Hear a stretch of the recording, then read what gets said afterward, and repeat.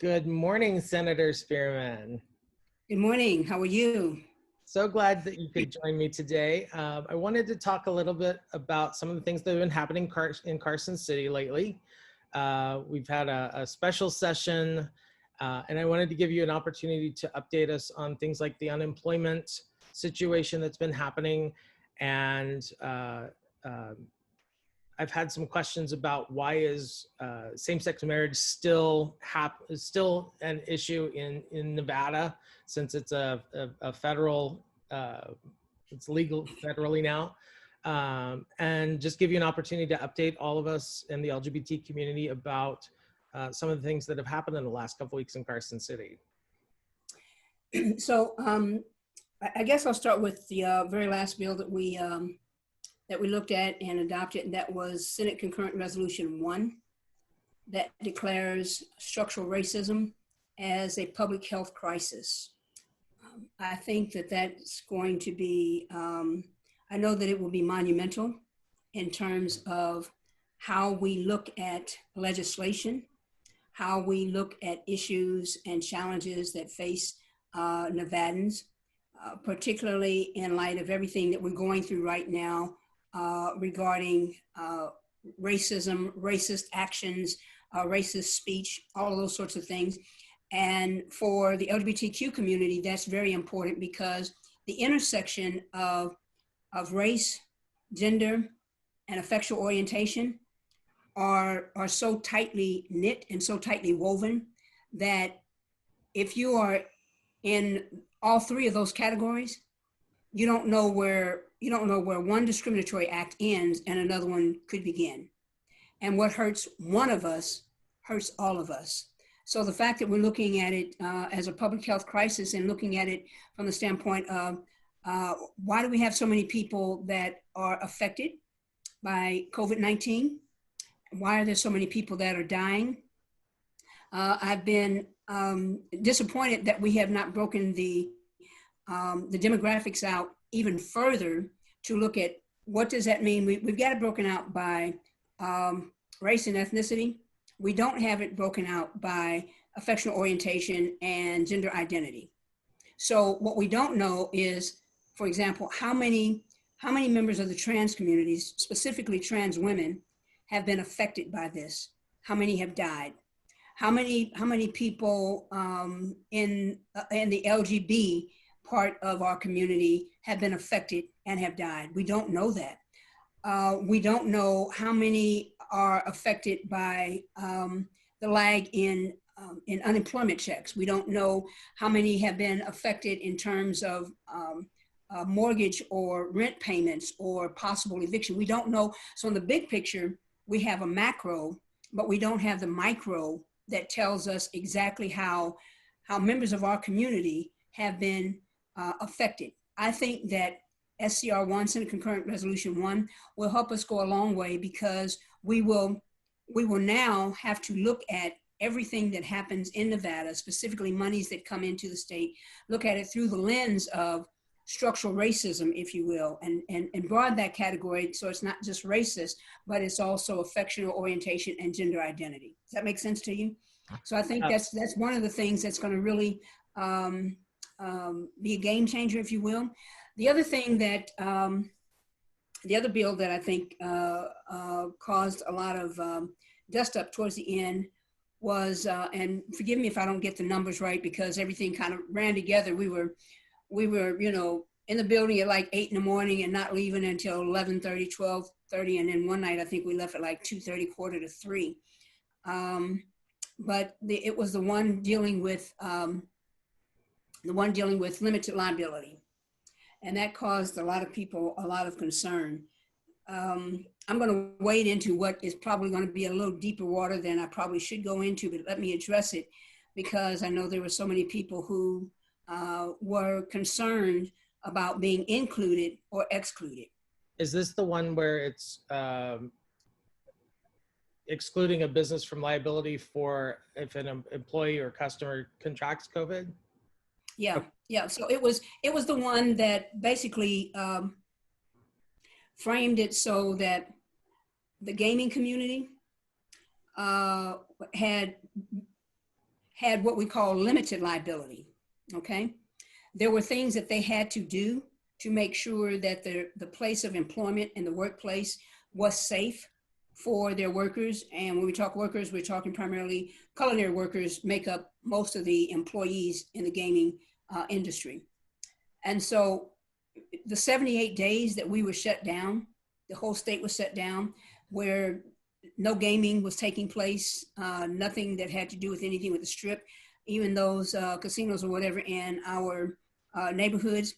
That's really what caused most of the devastation to our economy. Unfortunately, in Nevada, we have not done what we said we would do after the housing crisis, which was to be very intentional about diversifying our economy, looking at other streams of income, looking at the revenue structure that we have, and making sure that we have something in place so that when something happens, we are not dependent upon one source or one resource for income, for wages, for all that we've not been diligent about doing that. And we promised ourselves that we would do it back in 2009, 2011, and 12 and 13. And we started to do it to some extent in 13, tried to do a little bit more in 15. There was some legislation that we passed in 17 dealing with renewable energy and energy efficiency that would put us on the road to industry diversification. But we've not done it. We've not done as much as we probably should have. And so here we are, we find ourselves right back at the same place. There's an economic crisis. We have one economic engine, and that is gaming. And when that goes out, then everything goes out. Right. So 78 days, $1.2 billion deficit in our budget. And let me say this to your listeners. Unlike some places, constitutionally, we have to have a balanced budget. We can't even be 1 penny over, okay? We have to have a balanced budget. And so the first session focused entirely on how do we get to that balanced budget as quickly as we can to stop the bleeding and to make sure that we're staying as whole as we can, while at the same time looking at other ways to do different things with our spending, look at other budgets, et cetera. The two line items in our state budget that are the largest are education and health and human services. So what I say to people, it's like if you have 75% of your budget is composed of those two things, and I may have the percentages off a little bit, but if 75% is composed of those two things, that's where you have to go first, because tinkering around with 25% is not going to get you there. But the other thing that we also had to do, and we did it to a limited degree, not as much as I would have liked, but that is not just look at the cuts, but how do we take this challenge and look at the opportunities that it has created to develop other industries. For example, what has happened with the limited liability has to do with environmental security, environmental safety for the workers. You go into a place to work, the employer should be doing everything that they can to make sure that the environment, the air is clean, make sure that the surfaces are clean, make sure to the extent possible things are sanitized, making sure that people are masked, making sure that whatever you have to do, if you have to wipe things off, wipe things down, or whatever, making sure that all of that happens. And whatever those protocols are, if they're not followed and someone gets sick, then the business owners are liable for that. The limited liability comes in when they are liable up to a certain extent, okay? Now that was something that culinary and the gaming industry agreed on. Gaming wanted to open back up. We have 60,000 people in the culinary union that needed to go to work. A lot of those people live in either smaller cities under $100,000 in the county. I mean, 100,000 people in the county. And if gaming doesn't come back in places like Reno, they're done. Now, there's some mining, but there's not a lot. Okay.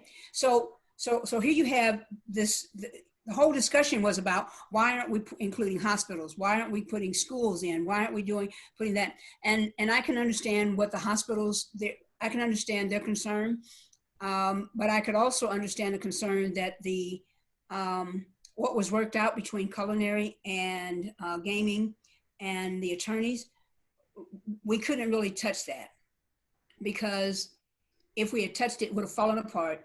And if gaming can't open up, we're done. Right. We're done. So the people who were taken out, for example, schools, teachers wanted schools to be out because they wanted to make sure that there was some safety valves in place should superintendents say, we're going to open up and we're going to go not online, but we're going to go back into the classroom. Which, by the way, Russ, in my opinion, is the dumbest thing that someone could have, the dumbest idea that someone could have, other than walking into the Apple store saying, take all of these computers and throw them in the bathtub or turn on the sprinklers.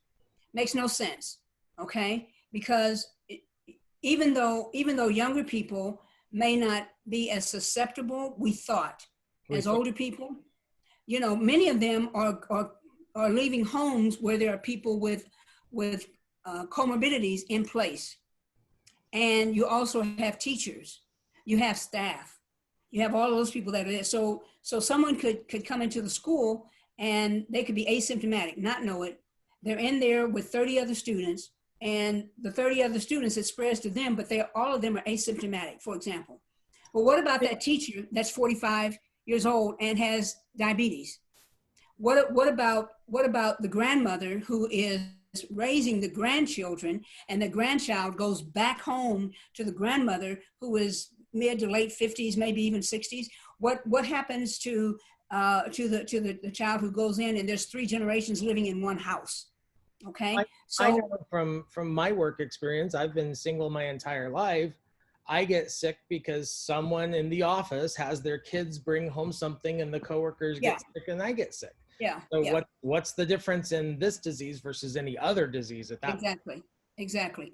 So schools wanted the teachers wanted to be out, and that made sense, because we want any organization or worker group that is out of Senate Bill 3, I think it was, anyone that's out of that means that if their employer does not take all of the necessary precautions to make sure that the workplace is safe, then there are no limits on the liability.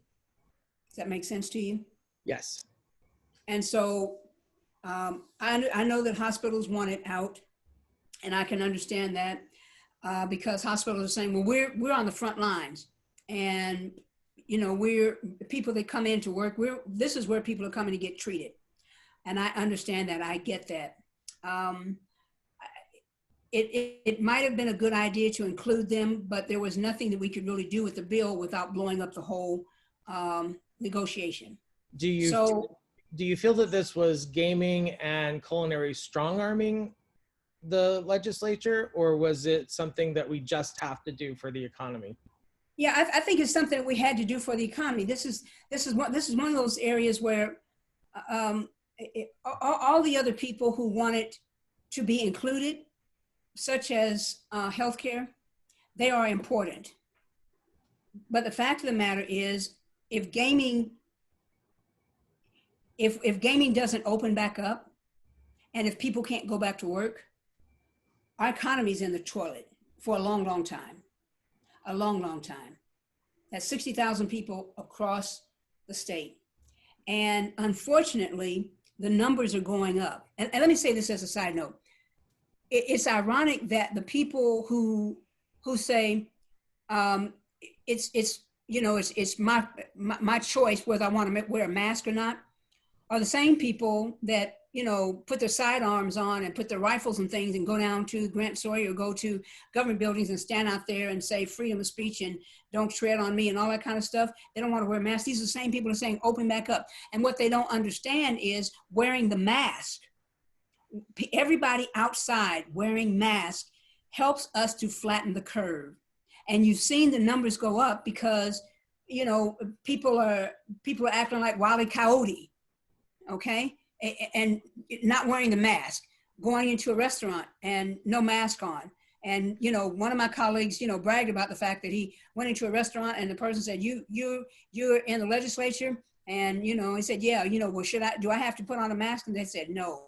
And they were like bragging about, because the person, the restaurant owner didn't want people to have to wear masks in there. And I'm saying, that's crazy, because you have people in close proximity to each other.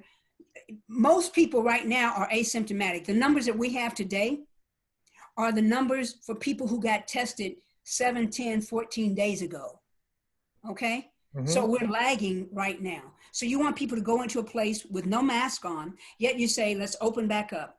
And that's why the numbers are spiking. And not only the numbers spiking in terms of people who are positive, but the numbers of those who are dying are still going up. It's not as much as it was before, but check this out. If it's my relative or your relative, I don't care if it's two people. If they're the two people in our family, that hurts. That hurts. So when people say, well, it's only, no. Because that quote only is somebody's mother, somebody's grandmother, somebody's wife, somebody's sister, somebody's daughter. That's somebody that was important to them, and they are no longer here. So we had to do this because gaming has got to open back up. But at the same time, what we've asked other businesses and other industries to do is to take a look at all of the things that you can do to make your workplace safe as you can possibly get it. Even Lysol says it only kills 99.9% of the germs, so that nothing is 100%. But if you take all of the reasonable precautions and something happens, at least you have done your due diligence to make sure that as much as is in your charge, you've done what you could to keep your workers and your customers safe. So that's what that bill was about. And it was very contentious, as I said before, because there are a number of people who wanted to be included. But on the flip side of it, teachers didn't want schools to be included because they wanted to make sure that if they have to open back up, there are a lot more things that are included in there. And the threat of a lawsuit without limited liability above and beyond what they already have in place because they're government entities, that makes people most people are going to do the right thing anyway. But there are still some people who just aren't. Okay, let's face it, just aren't. But the way the bill was structured, we've got to open back up, and we need people to take the safety precautions serious. And we want them to take them so serious that if you do not, and you do have a lawsuit, you can say, well, we've done, out of the 10 things that we should be doing, we've already done 15 of them. We've done 15 of them. Okay, so does that make sense to you? Yes. Okay. I went all the way around the mulberry bush, but I hope that answered the question. Yeah, I think that was bill number 4, I believe. Was it 4? It's hard to tell from the language. I just know it was limited liability. The SB or the AB numbers, like I said, after a while they all started running again. I know. I think 1 was the eviction. So where do we stand on evictions right now? We're coming up on, I think the governor said September was when the moratorium was going to be lifted. $600 ran out. And so I think we're going to start seeing people start to lose their homes or places to live. Where do we stand now on SB1 with regards to evictions? So what happens is, instead of an automatic eviction, there's a 30-day cooling off period, for lack of a better word, that you go through the courts to try to come up with some type of mediation. So it's not like on September the 1st, people are going to get thrown out. For the time being, that's about as good as we could do, hoping that the HEROES Act would be passed in the Senate, and there would be more money coming into the states to help with mortgage payments and with rent and with other things that people are struggling to pay. Let me say this. Everybody that has a cell phone, everybody that has internet connection, everybody who knows somebody in places like Kentucky and South Carolina and Texas, places where the Republicans are, or where they have Republicans in the Senate, should be calling their people, friends, family, enemies, everybody that they know in those states, and saying to them, if McConnell and Graham and Cornyn and whoever else will not light a fire and get this passed in the Senate, you all need to make sure you vote them out. Make sure you vote them out, because these are the people who, they're not having a problem paying their rent, okay? And members of Congress are still getting paid. Members of the Senate are still getting paid.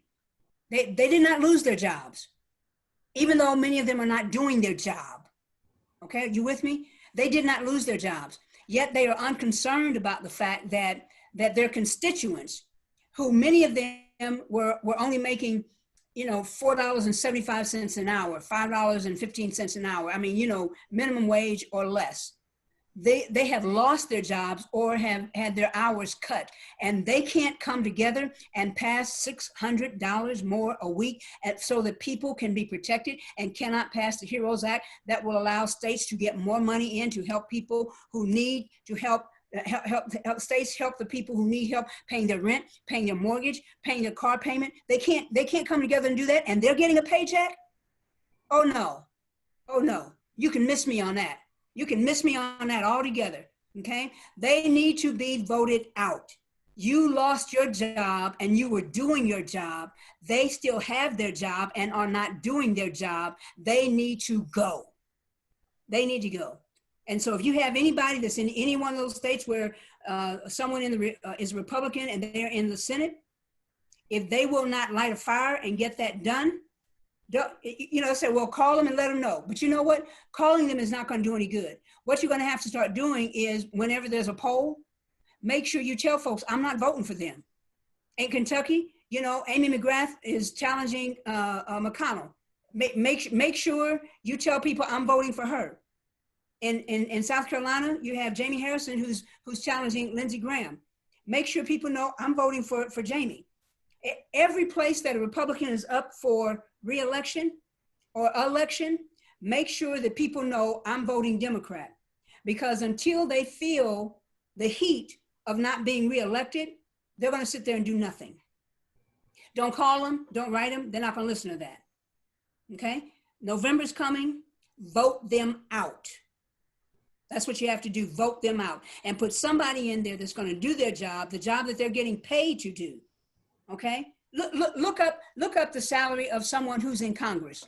Look up Mitch McConnell's salary and benefits. Okay? Look up Lindsey Graham's salary and benefits. That never stopped. But they cannot vote for something that's going to give you $600 more a week so that you can pay your mortgage, so at least you have some type of bargaining power with your bank or with your landlord. They can't do that. Are you kidding me? Why is it the federal responsibility? Shouldn't that be something that the state does? I know the state minimum is I think the state maximum is close to 500 a week. So here's the thing. Once the money runs out of the state unemployment, we have to then borrow from the federal government, okay, to keep unemployment going.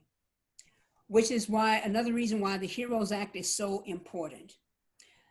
The other reason why it has to be at the federal level is because banks, everything that happens with a bank is really considered interstate commerce.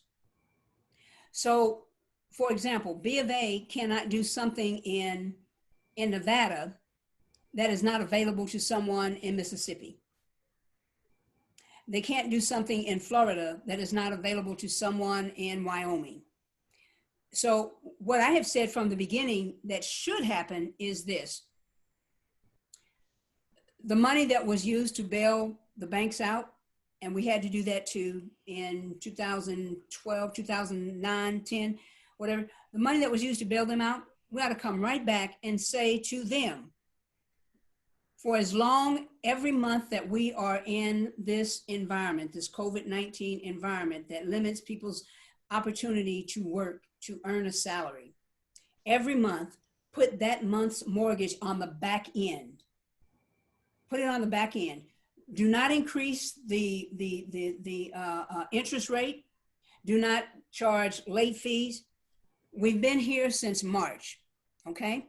And so for every bank that is FDIC insured, what I think should have happened is this. Every bank should have been told, put the mortgage payments on the back end. So March is going to the back end. April is going to the back end. May is going to the back end. June, July, August, September, October, November, December, for as long as we're here, every month it goes to the back end. So it's not like the bank is not going to get paid. You're going to put it on the back end, and people are not going to be charged extra interest, but it's going to give them some breathing room. So that they don't have to all of a sudden come up with $5,000 to keep their house because they're 6 months behind. Put it on the back end. And there's several things that you can do to incentivize banks to do that, okay? A lot of things. Part of it could be, you know, what's included in terms of your FDIC insurance. If you're going to be a bank and you're also going to be a mortgage holder, then this is what you're going to do in order to keep that status. The next thing that I think should happen, not just for people who have home mortgages, but do the same thing for landlords. Because if you are my landlord and I can't pay you, but the bank is still requiring you to make that payment, you have to come down hard on me. So the only thing we're doing is we're rolling the mortgage payments for everyone who's trying to make it, rolling it to the back end. And you're not worried about, well, somebody they're staying in my house and they could pay and they're getting over. No. Don't try to do that, because when you do that, you know, to a hammer, everything's a nail. Okay? And so for people who don't trust people, the first thing they're going to say is, well, they're staying in my house and they could pay. No. If you take all of the mortgage payments, whether it's a primary residence or whether it's rental property, and whether it's commercial property, you understand what I'm saying? Take all of those payments, put them at the back of the mortgage. What does that cost you? You're going to get paid. I think in some cases, especially here in Las Vegas, we have a large number of investors from outside the country that came in years ago to swoop up, and they just paid cash for their housing. Mm-hmm. So they're in this for the investment part of this. How would you address the landlords that are just purely investor landlords that have no mortgage? I say the same thing I say, because again, when you start talking about banking and finance, it's interstate commerce. And so it has to be the same across state lines because of the Commerce Clause, okay?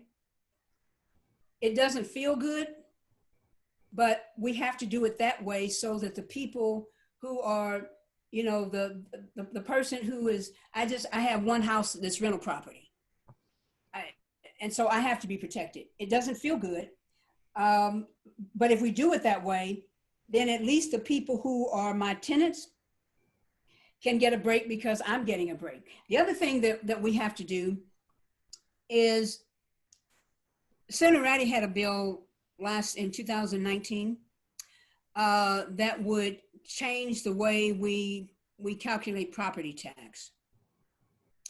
Very few people understand that the property tax, if I purchased a home in 2005, okay, whatever the tax rate was in 2005, it's still that way. Remember back in, I think it was 2006 or 7, where there was a cap put on it, on property tax? Okay, so if I purchased a house in 2005, whatever the interest rate, it's still there. If I purchased that house in 2005 and I sold it in 2015, the same rate goes to the new buyer, to the new owner. Are you with me? Yes.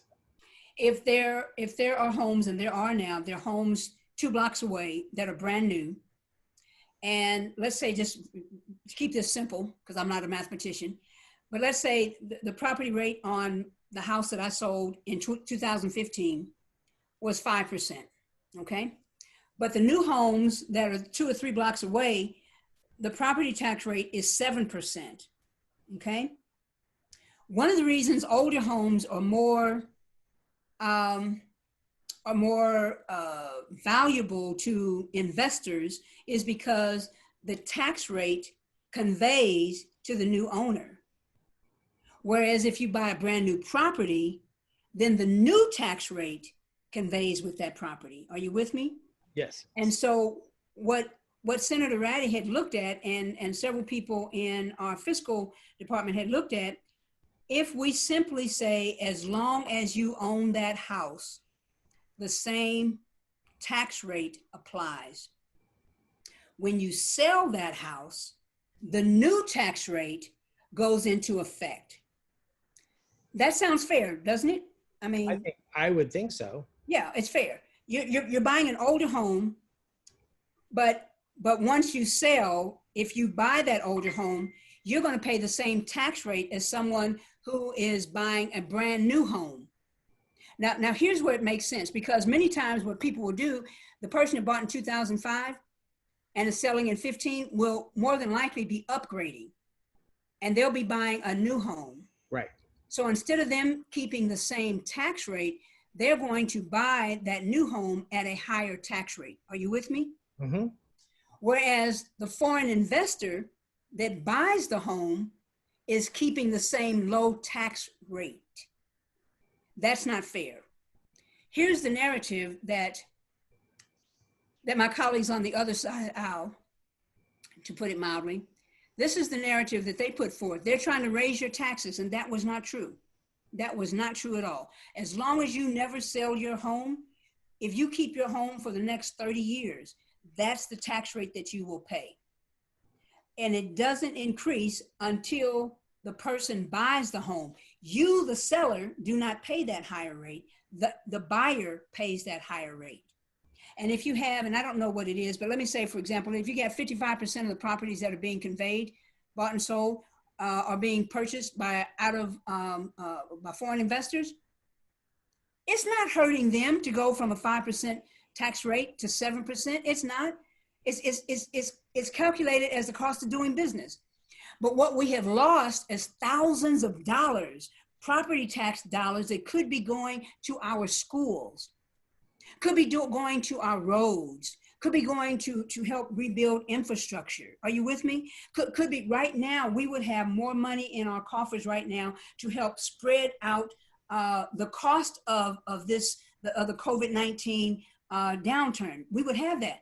But no, they tricked people and made people think that their taxes were going up. We need to look at that, because that is something that we can control, and it is not controlled by interstate commerce, because it's right here in our state. It's right here in our counties, and that's something that we can control. And since we do know that mostly foreign investors are coming in and purchasing large swaths of property and large swaths of land, then they should be paying a higher rate. I mean, if you or I buy a new house, we're going to pay the higher rate. And I will guarantee you, my bank account does not look anything like someone, from a foreign country that's coming in buying $500,000 homes. My bank account doesn't look like that at all. They can afford it. I can't. But when I purchase that new home, guess what? I am going to pay that rate. Does that make sense to you? Yes. I think we're all off the subject, but I hope this is making sense to somebody. Makes sense to me. It's a fascinating conversation to have with you. Unemployment. We've started opening up. We've started seeing some jobs come back. It's still not there. The wording around what happened with the 7 additional weeks in, I think, SB 3. Can you elaborate on what SB 3 does and when it kicks in? So let's start. That's the end, but let me start from the beginning to explain the end, okay? In 2013, I believe it was my first session. I looked at all of the agencies and the technology that they were using. And it's so antiquated, it's not even funny. It's horrible. It's horrible. It's antiquated with DETR. It's antiquated with HHS. It's antiquated, the secretaries. I mean, every agency in the state is using antiquated technology, to include the legislature, okay? Antiquated. And so the thought for me was, let's try to put a little bit more in the budget every biennium so that we can slowly start refurbishing the antiquated technology that's there. Because eventually we'll reach a point where we will need new technology and we'll not have it. I can't remember exactly when I presented the bill, but if you go back to 2013, and one of the bills that I carried, because one of them also talked about upgrading the website so that people who were either sight challenged or hearing challenged would be able to use the website as well, and to make sure that all of the forms and things were online so people could access that, fill it out, and push a button, submit, and it would go in instead of trying to go to find paper forms. Well, that didn't happen, okay? Didn't happen. So in 2008, I believe it is, there were, for the entire year of 2008, I may have the years wrong, but anyway, one of the years during the downturn, there was something like 60,000, oh no, I'm sorry, 2 or 3 years together, 60,000 unemployment claims for that period. March and April, there were that many claims a month. Right. They were not prepared for this. No. And it's very unfortunate that Dr. Tyler was not able to stay to try to continue to fix it. But for people who think that it was her fault, it was not her fault. This was something that no one had planned for. The technology was antiquated. They did not have the number of people, the amount of people that they needed. The whole system should have been scrapped and redone 5 years ago, at least, and it was not. And so now you have people who are submitting claims.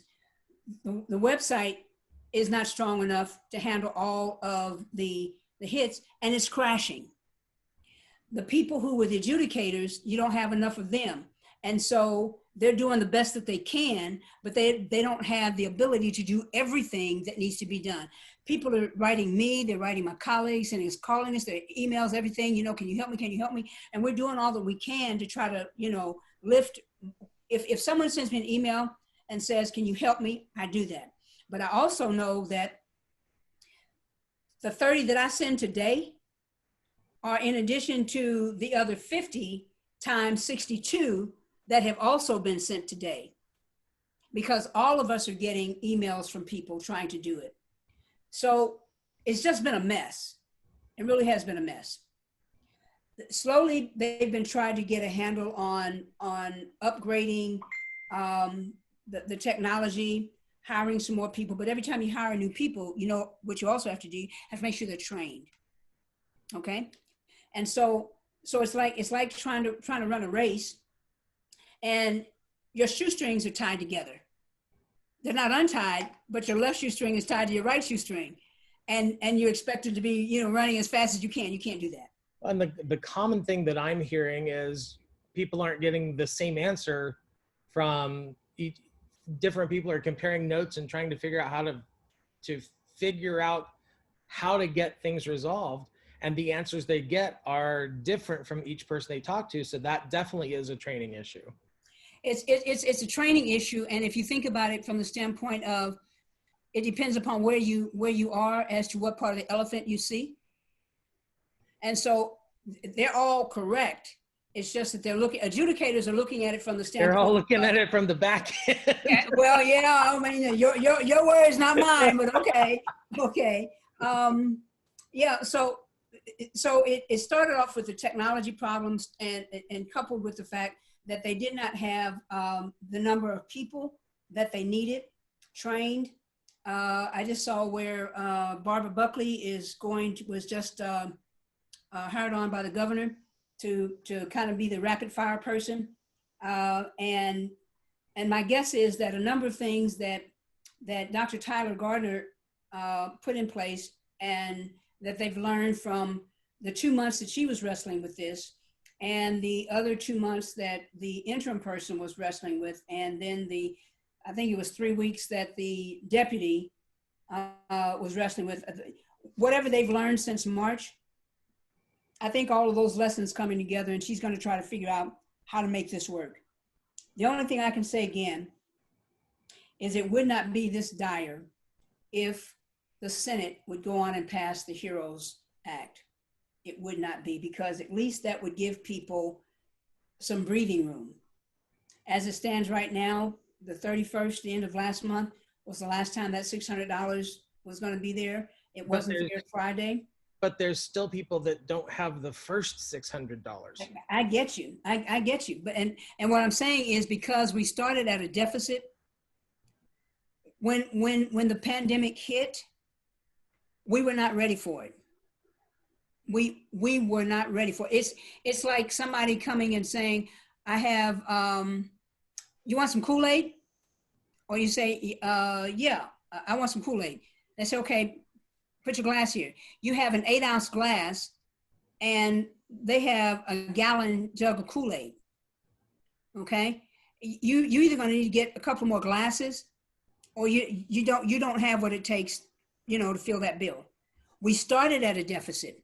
Moral of the story is this: nobody likes to hear that we have to look at some different revenue options. Nobody wants to hear that.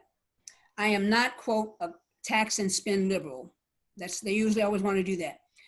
But the way we have run our state on a bare shoestring budget has finally caught up with us. And those of us who do not have the bank accounts, do not have the 6 month savings in place, we are the ones that are paying the price for that now, because we wanted to keep everything the same. All the tax rates from 1960s. We don't want anything else different, but we want better schools. Okay. But we don't want to change the way, tax rates are shifted from buyer to seller. We want better roads, but we don't want that increase of a penny per gallon. We want all of these things, but we have never said, yes, we will pay for them.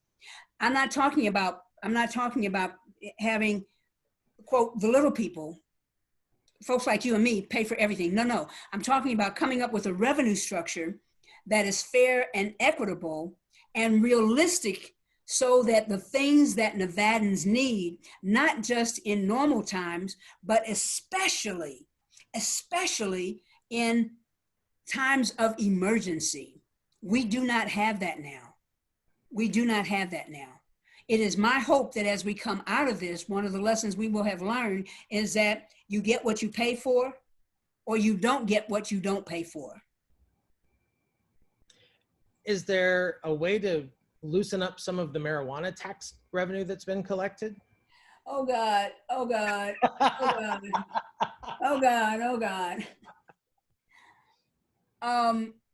If I can, let me say this about the marijuana money, because I think one of the things that I think people thought was going to happen was that marijuana would be the magic wand. Abracadabra, it is fixed. Abracadabra, it is fixed. Abracadabra, it is fixed. And that's not what happened. So the marijuana is doing what it was supposed to do, quote, with respect to education and the other things where it was supposed to happen, but it was not the silver bullet. So whatever is going on in the marijuana money, and I'm not going to delve really deep into it because that's not my forte. I know enough to explain this to you in a way that's truthful and honest. But if I go beyond that, we're both going to get in trouble, okay? So what the marijuana money was designed to do, it is doing from an education standpoint. But keep in mind that we were already so far behind in education funding it's still like playing catch up. You know, here's what I want people to understand. There's a reason that Nevada has been called the Mississippi of the West. Because if you look at per capita spending on the things that improve the quality of life, for years, we were at deficit spending, just barely enough to stay afloat, just barely enough to make sure that seniors have the type of health care and the health services that they need, just barely enough for children in foster care, just barely enough to make Medicaid payments to providers and hospitals, just barely enough. It has only been recently that we have said, this is not enough, and we have tried to make it better. Now, to their credit, in 2015, what Governor Sandoval did and what he asked the legislature to do, those of us who were Democrats and voted for it, we were okay in 16. The Republicans that voted for it to improve the quality of life for all Nevadans paid a price. They did not come back because their voters punished them. The irony is these are the same people now who are talking about what the state ought to be doing and lambasting what the state has not done. If you listen to a lot of the conversations around the budget in the first special session, some of the same people who were lambasting the fact that we would have to cut because we did not have enough were some of the same people, if you go back to 2015, the same people who voted against the new revenue structure that was proposed by Governor Sandoval. They stayed, but the people who voted for it were voted out. That's as far as I can go with the marijuana money. Okay, I understand it, but I'm not the guru on that. All right, let's circle back to unemployment, and where did the bill leave us? In terms of what's the net effect of the unemployment bill for SB 3? So the benefits will be extended. Somebody asked, well, what happens if we run out of money?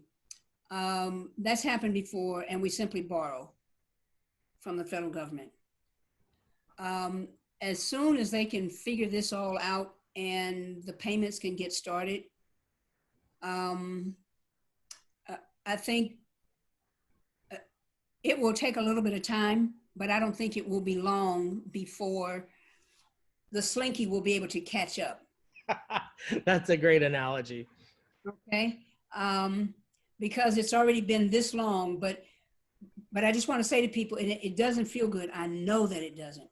I have people in my family who are hurting. Okay, so I mean, I understand it. People who are, my nephew is a stylist. His business was decimated because barbershops and beauty salons and everybody was closed down, decimated. And he and his husband weren't having any income. I know a lot of families are just like mine. We come together and we do what we have to do to kind of help each other stay afloat. We share groceries. We share, if I have to go and get something, let me buy it and get enough for use. You don't have to go out and use your gas. So we do what we have to do to kind of help families stay afloat. It is my hope, my sincere hope, that what was put in place in terms of extending that and making it easier for people to file and for people to get the benefits that they are owed, that it will happen. It is also my hope that people will light a fire under the Republican senators, US senators, and tell them, get off the dime, you're getting paid, and you better make sure that I get money in my household too. Because as soon as my ballot comes in, I'm gonna vote you out. And it's not until they have that threat that they're gonna start moving and doing some things. As soon as Jamie Harrison's caught up within 2 points of Lindsey Graham, he stopped acting like a crazy man. Well, almost. Almost. Almost. Okay. Don't overstretch. Don't overstretch. Well, yeah, but you know, it's like, you know, coming within 2 points, Harrison coming within 2 points of Graham was like opening up a can of Ackright on him. And he got a taste of it a little bit. Now he's starting to backslide, but as soon as Jamie pulls ahead, I will guarantee you they'll start acting more righteous. But right now, they don't think that they have anything to worry about. Mitch McConnell doesn't think he has anything to worry about. And something that I say to my friends in Kentucky is that if some of them didn't vote, they said they couldn't bring themselves to vote for Lundgren Grimes. I don't know if you remember her. She was the Secretary of State in Kentucky that ran against Mitch McConnell in 2014. And they asked her if she voted for Barack Obama. And she just kind of skated around it. Well, yeah, it's my business. And she wouldn't say. And so some people said, well, I can't vote for her. She can't say she voted for Barack Obama. I'm like, you ain't got no choice right now. I don't care. Listen, and whoever was advising her should have just told her, tell the truth. Did you vote for him? Yes, I did. Do I agree with everything he's done? No, I don't. Okay. I'm sure that you all have probably voted for, Governor, whatever his name was. Do you agree with everything he's done? No. Okay. But you vote based upon the information that you have. So go out and vote this guy out. If Mitch McConnell had lost in 2014, a lot of the heartache and the hell that we're living through right now would not even be there, because he would not be the majority leader, would not be. And whoever would be sitting in his place would not have the, quote, perceived power that he thinks he has. That leads me to this point. We have an election coming up in November. The state, the federal, and presidential elections are probably among the most consequential in our lifetimes. We have in the Senate, we have Senate District 6, Senate District 5. Senate District 6 is Majority Leader Canizaro. She's up for re-election. Senate District 5 is Christy Watson. She's running in Joyce Woodhouse's seat. Joyce has been termed out. Roberta is running in David Parks's seat. David is termed out. And we have Liz Becker, who's running in Senate District 18, challenging Scott Hammond. I would hope that we can flip all of those seats. Oh, and I'm sorry, and I forgot Wendy Howagie in the North, who's challenging Heidi Gansert. We have to at least keep Senate District 6, 5, and 10. Have to. Minimum, have to. It would be nice to pick up 18 and to pick up 15. But we have to at least keep the 3 that we have right now. If we do not keep them, then Democrats go back into the minority. People may be upset because, well, you know, Senator Canizaro, I don't like the way she did this or she didn't do that, and so I'm not going to vote for her. Okay. Well, I don't know enough about, you know, Christy Watson, so I don't know. I think I'll vote for so-and-so, whoever the person is running against her. So let's say people, you know, catch a case of the jaws. You know what I'm saying? And because they're perturbed about something that happened in either the 31st or the 32nd special session, and they say, well, I'm just not going to vote for Democrats. Okay. You know what you do? When you put us in the minority, guess what you do? The lines, the precinct lines, the district lines, all of those will be drawn in 21. Okay? Think about that. And it was just 2 years ago, was it 2018, that the Supreme Court came back and said that what North Carolina did in, was it 2012, 2013? 2011, whenever the last census, what they did was with surgical precision. They drew the lines with surgical precision to dilute the African-American vote. So that happened, I believe, in 2011. So you got 11, 12, 13, 14, 15, 16, 17, 18, 8 years where the North Carolina legislature was in a deadlock. There was no way that Democrats were going to get the majority. No way, period. No way, period. Not only were they not going to get the majority in the state legislature, but also congressional representation. Okay? It was not until the Supreme Court said that that was unlawful and it had to be redrawn. But check this out. What happened in those 8 years were the laws that were being passed, the bathroom laws. Remember those? Yep. The bathroom laws that were being passed, the laws that were saying, well, we're not going to allow same-sex marriage. The things that were passed that would dilute the vote. Go back and look at the laws that the state legislature passed when it was controlled by Republicans, after Republicans with surgical precision drew the lines so that there would not be a chance in hell that Democrats would be able to ever get back in the majority. Look at all the laws that were passed, okay?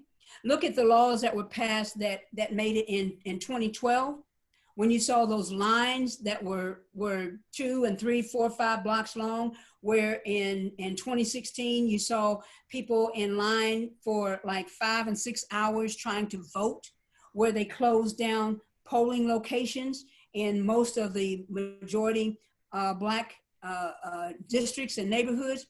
Everything that happened that came out of the North Carolina legislature, after they drew those lines in their favor, all of the laws that were passed hurt us.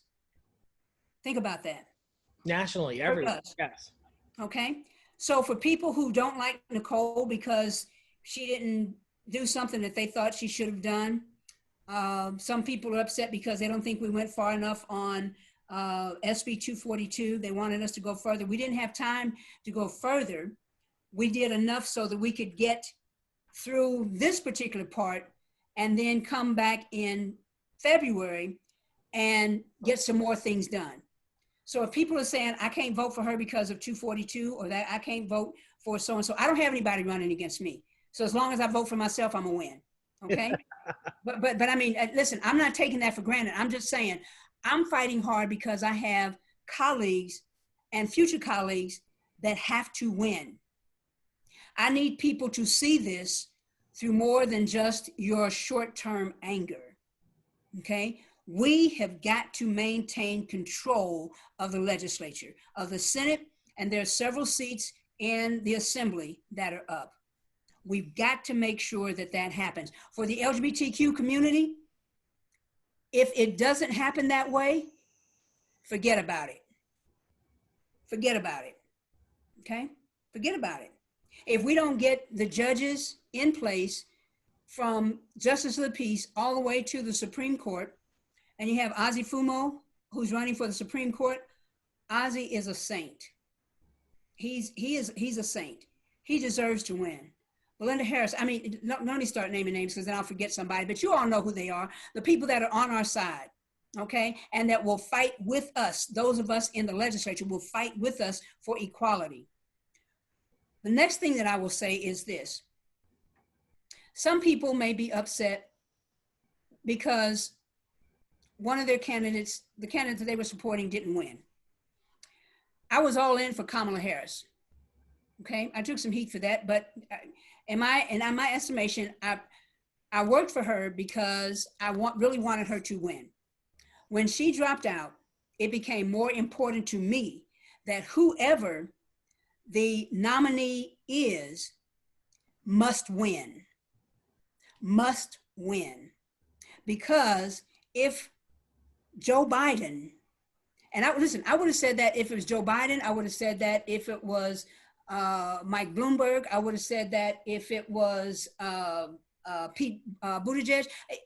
It's important to me that we have a Democrat to win the presidency, okay? And any one of the 12 or 13 candidates that started out in this race are infinitely better than the dumpster fire we have in Washington right now.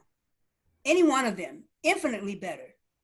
There's some people that are saying, well, if he picks so-and-so, then I just can't vote for him. And I'm like, so who are you gonna vote for?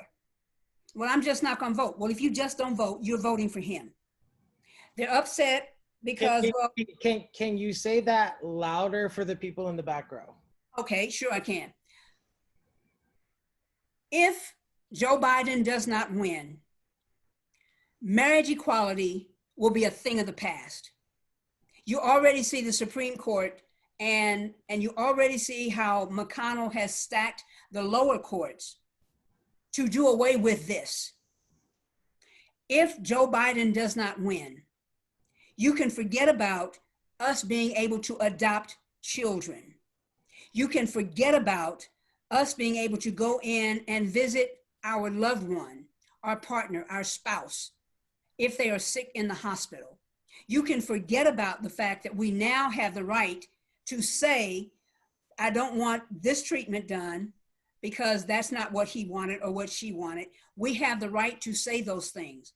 We have the right now to pass, by virtue of the fact that we can marry, we now have the right to say what is going to happen to our property and to the property of our spouses. If Joe Biden does not win, forget about that. If Joe Biden does not win, the transgender persons that have been kicked out of the military and they've already put in 14 years and only need 6 more to retire, but they've been kicked out of the military because they are transgender persons, you can forget about them having an opportunity to go back and finish their career. If Joe Biden does not win, those persons who are in the military right now, he started with transgender persons because that's the weakest link, if you will, okay? But for those who are married, same gender couples in the military who are married and their spouse has spousal benefits, their spouse has TRICARE health care, their spouse, if they are injured or they're 100% disabled, or if, God forbid, they were killed in action. If their spouse, if anything happened to the spouse of a same gender couple, right now they have the same benefits as opposite gendered couples. Are you with me? If Joe Biden does not win, that goes away. Listen to me, it goes away. Don't get punked. Don't let people come and talk to you about, well, you know, he didn't do this or he didn't. Listen, I don't care. I said to somebody, I was on a Zoom call, a national call last Friday, I think it was, or Thursday. And I said to somebody, they said, so what do you think about whoever Joe Biden picks for his vice presidential running mate? And here's what I said. Listen, I don't care if he says, I have chosen Lassie as my vice presidential candidate. Okay, you know what I say we do? Go to Smith's, get a 5-pound bag of dog food and keep it with us. And we're gonna go to the polls and we're gonna vote bow wow for Vice President Lassie. All right, that's what we're gonna do. Whoever he picks, we've gotta make sure we get him in the White House, and whoever he picks is gonna be a much better person representing us than Mike Pence. Here's what I'd ask you to do, Russ. Go back to the Democrat National Convention, the first night, 2016, when I spoke. And if you listen to the speech that I gave on that first night, and I talked about if Trump were to win, and I made the statement, his worst assault on the LGBTQIA community was his vice presidential pick, and how Donald Trump says anybody can use any bathroom in Trump Tower, but it was in Indiana that Pence pushed those bathroom laws, and they almost went through. They almost stuck. The only reason they didn't stick was because the state started losing money, as people started saying, just like they did in North Carolina, we're not going there for conventions, okay? People, listen to me and hear what I'm saying. We have a much better chance of building on equality, the progress that we have right now. We have a better chance of building on that with Joe Biden than we do taking a chance on Donald Trump.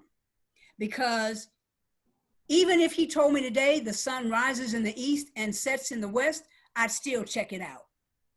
Okay, I'd still check it out. We cannot believe anything that he says, and we know that he will say whatever he needs to so that weak-minded people will go along.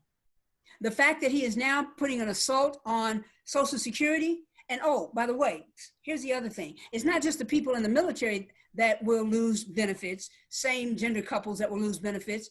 Guess who else loses benefits? Those of us who have partners, and we are now in the Social Security, Medicare era of our lives. We lose that.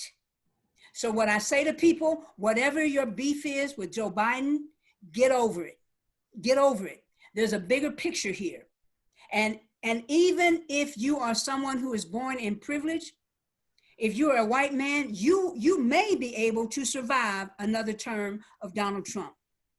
But somebody like me, I won't make it. I won't make it. Our trans brothers and sisters, whether they're black, white, or Asian or whatever, the mere fact that they are transgender persons, they will not make it. And so we ought to be going out and telling people to vote for Joe Biden, even if we don't like it. Vote for the transgender person that we love, the person in our family, our friend, the person that we work with, the people that we have seen killed, murdered for no other reason than for their gender identity. Go out and vote this guy out of the White House and put somebody in who cares deeply about us. This is important, and we cannot afford to do what many people did in 2016 because they quote, I just can't bring myself to vote for Hillary Clinton. There are so many things that, okay, miss me on that one. Our lives are at stake. Our lives are at stake. And just like they took the children from the folks crossing the border, and the only thing they were trying to do was to find work. And oh, by the way, the hypocrisy of many of the people that are talking about, quote, illegal aliens, the hypocrisy stinks to high heaven because many of the same people that are coming down on undocumented workers are the same ones that are paying them $2.20 a day to go out into the fields and harvest their apples, their oranges, their pineapples, and their greens and everything. So miss me on that one too. This is one of the most, if not the most consequential election of our time. We cannot afford to have 4 more years of him. Cannot. That's why they're trying to make it seem like it's illegal for mail-in ballots. That's why we got attacked. And when I said what I said on the floor last Sunday, a week ago today, about voting and mail-in ballots are okay, that's why you saw him at 2, 3, 4, 5, and 6 o'clock in the morning attacking us. He was attacking me, but he didn't made it seem like he was just, but that's why he did it, because that means that the more people that vote, the less likely it is that he will win. There's no foul play. The more thinking people we have, the more people who understand what's at stake. What's at stake. The medium that you get the message out to people in our community is at stake in this election. You will not be able to do what you do. You will not have the safety and the security to say and to post the things that you do that bring the information to our community that our community members need to have. That will go away. They do not like us. They do not care about us. They see us as the scum of the earth. They see us as disposable, something that they can just flick off and be done with us. We cannot afford 4 more years. Doesn't matter who Joe Biden picks, vote for him. Otherwise, everything that we've fought for, everything that we've sacrificed for. You think it was bad what happened in Orlando? You wait. If he gets back in there, it'll be a roundup. You think that was bad? Doesn't compare to anything. They hate us. They hate us. Make no mistake about it. And if it's left to them, they will eradicate all of us because in their minds, we are scum. And we've got to show them we're not scum. We're human beings. And we are thinking people. And what we have thought about and what we have seen, we have come to the conclusion that you are a threat, not just existential, you are a threat to our existence, and we will vote you out. I love your passion. I love having this conversation with you. Keeping on the election topic, we have people in the elections. We also have a question on the ballot. Nevada question 2. Why is this still on the ballot? And what's the importance and significance of it? Is that marriage equality? Yes. Yeah, so because in order to change the Nevada Constitution, it has to be, the bill has to be voted on 2 consecutive legislative sessions and then go to the people. This is the last step. This is the last step. Once we vote to take that marriage is between a man and a woman only out, once this passes, then it's out of the Constitution. If we don't vote it out this time, we have to start all over again in the next legislative session, and it will have to pass in 2021 and have to pass again in 2023. And then the very next election, then go to the ballot.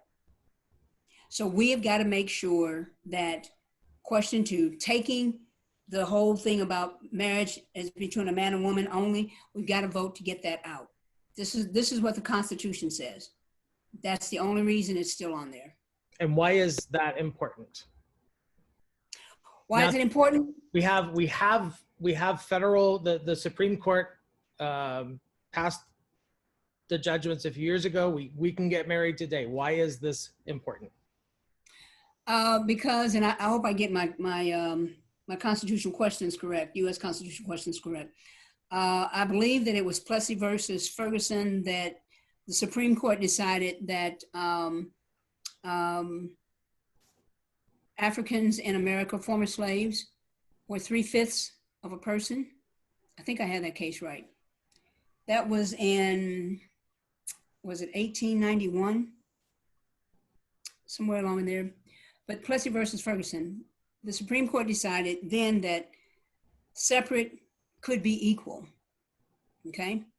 It could be equal. In other words, establishing that it was okay to have lesser than facilities for people in one ethnic group, okay?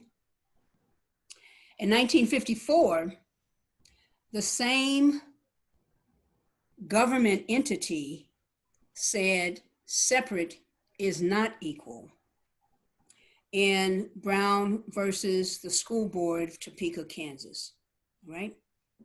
Same entity, different outcome, okay? The Supreme Court has said marriage equality is now the law of the land. They have said that, okay? What was it, 2014, 15? Yeah. Yeah, 2000, maybe it was 15. Anyway, they said there was the law of the land.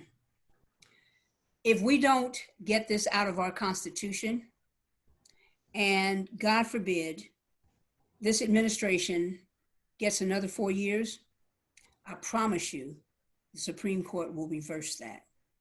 Because the people that were on the Supreme Court then are not the same people that are on there now. The majority of them are not the same people that are on there now. Plessy v. Ferguson. Separate is equal. Same government entity, different people in 1954, different ruling. Plessy v. Ferguson, horrible, horrible. Thank God different people were on there in 1954. But check this out.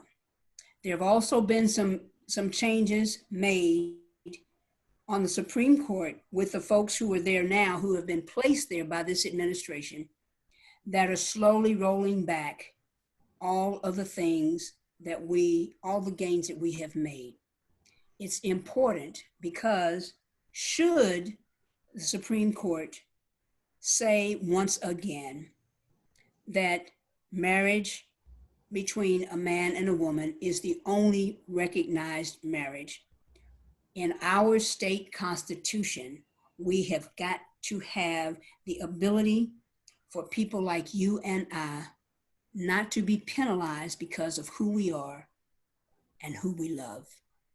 I want to wrap up today with the consequences of the executive order and some of the things that happened in Carson City, because there's some overlap in what the state legislature passed and what Trump put into executive order, and who knows what happens next week when Congress gets back together and dukes the rest of it out. Where do we stand? Is there any tension between what the state has done and what the executive order does? Who wins on what? And then what happens now? Yeah, give me some examples. Give me some. So the state has extended unemployment benefits. I believe that means the additional $600 is coming out of state funds for an additional 7 weeks. But the presidential executive order says $400 for the end of the year, but the state has to pay 25% of that. So again, I'm not going to wade too deeply in this water. I will tell you that what we did last week with the extension of the benefits was also with the hope that the HEROES Act would pass, and that a lot of the bottleneck that has taken place would be alleviated. We're going to do all that we can to make sure that Nevadans are taken care of to the extent that is possible. I hope that this time of uncertainty will solidify in the minds of people the fact that as a state, we have got to do things differently when it comes to revenue structure, so that the safety nets that should be in place for Nevadans when we experience these times of catastrophic events will be there. Trump is trying to do everything that he can to make the burdens heavier. But what we did with giving Dieter more latitude in terms of rearranging some things and making sure that there were policies in place that they could act just like this without us having to come back into special session, situates us better to handle whatever nonsense comes out of 1600 Pennsylvania Avenue. And again, I say, recognize that the chaos, the confusion, the disrespect, and the lack of empathy for ordinary people is their MO. And if we want to change the way we're being treated, we better change who's sitting in the White House. Because between now and November, it's going to be just this bad, if not worse. Just this bad. They're tinkering around with the postal system, because they want to disrupt the election. Can you imagine what that's going to do to people who, that's how they get their utility bills? I mean, who does that? Who is that callous? Senator, thank you so much for spending time with me today. I really appreciate it. I know everyone that's listening and watching really appreciates all the work that you do. You're such a figurehead for our local LGBT community, and we just can't thank you and love you enough. So thank you so much. We can, and I appreciate it. I appreciate it. Please, please, brothers and sisters, please, we must make a change at the top. Must make a change at the top. And we have got to make sure we maintain control of the state legislature. Must make sure that we maintain control of the state legislature. And we've got to make sure we pass question 2. Okay?